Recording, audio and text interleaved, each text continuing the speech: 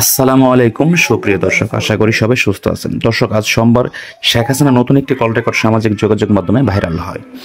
Call রেকর্ডে শেখ হাসিনা ডেনমার্কের নেতাকর্মীদের সাথে কথা বলেন ও বিভিন্ন বিষয়ে নির্দেশনা দেন এবং ডক্টর ইউনূস ও উপদেষ্টাদের বিষয়ে নানান কথা বলতে শোনা যায় যে ডক্টর ইউনূসের নির্দেশনায় সাধারণ ছাত্র জনতা ও পুলিশ হত্যা করা হয়।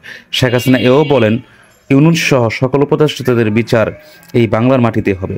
চলুন দর্শক, আমরা কল রেকর্ডটি শুনে আসি।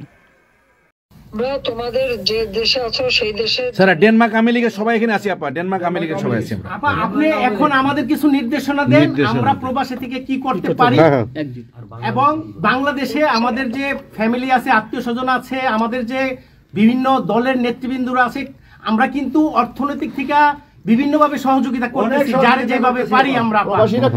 বাকিটা আপা আপনি নির্দেশনা দেন, আপনার নির্দেশনার মতো আমরা কাজ করব বাংলাদেশে এবং প্রবাসে। তোমাদের যেটা করতে হবে, একটা হচ্ছে তোমরা যে দেশে আছো সেই দেশের আইন কানুন মেনে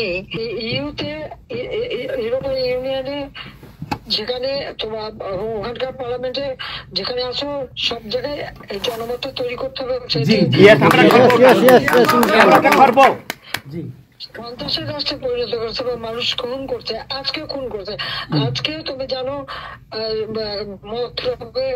আমাদের মোফাজ্জল হোসেন মায়ের বাড়িতে আগুন, এইগুলি সে করে বেড়াচ্ছে এবং সমস্ত এই ইচ্ছা মতো। কাজে তোমরা এই বিষয়গুলি তোলো, আর আত্মীয় স্বজন বন্ধু বান্ধব পরিচিত যারা আছে খুবই কষ্ট আছে, তাদেরকে সাহায্য করো।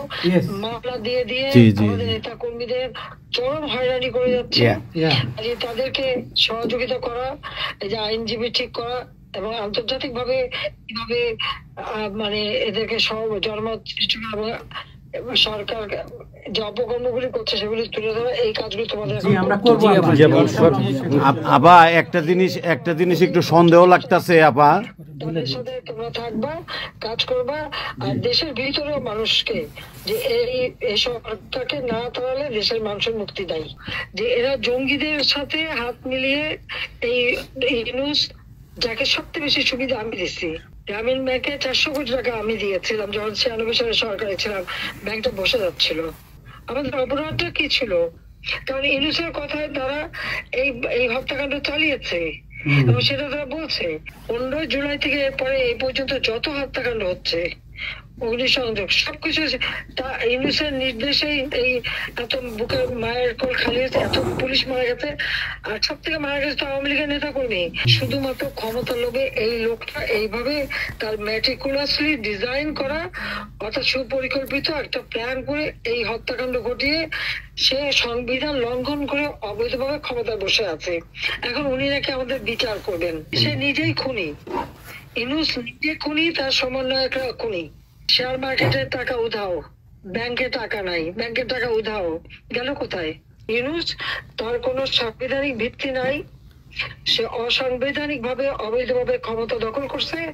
ইনশাল্লাহ তার বিচার ওই সংবিধান মোতাবেকই হবে এবং তার ওই চালা চামুন্ডার যে করার সাথে আছে আর উপদেষ্টা এবং সমন্বয়কারী সবকটার বিচার বাংলা মাটিতে হবে।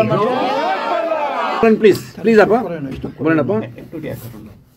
আমি যে কথাগুলি বলি রাখো, তোমরা রেকর্ড করে রাখো, তোমরা প্রচার করো, আমার আপত্তি নেই।